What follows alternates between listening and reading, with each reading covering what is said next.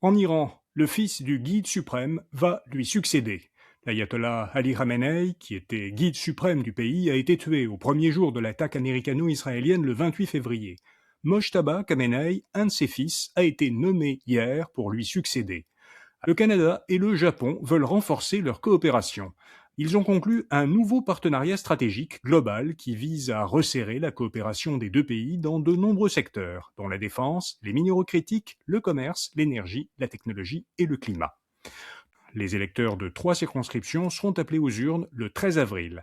À Terrebonne, la candidate du Bloc québécois, Nathalie Sinclair-Desgagnés, affrontera à nouveau la libérale Tatiana Auguste.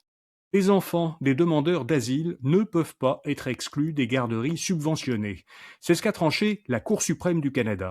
Les juges ont affirmé qu'interdire aux enfants des demandeurs d'asile l'accès aux centres de la petite enfance et aux garderies subventionnées est discriminatoire et contraire à la Charte canadienne des droits et libertés.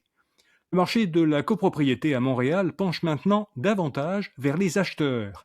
L'Association professionnelle des courtiers immobiliers du Québec observe un rééquilibrage progressif au profit des acheteurs du marché de la copropriété sur l'île de Montréal.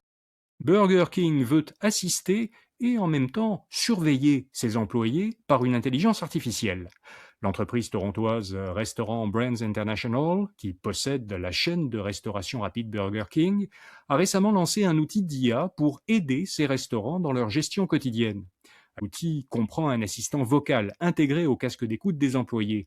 L'assistant peut répondre à leurs questions, il peut aussi enregistrer les conversations, puis évaluer la qualité du service à la clientèle de chaque restaurant.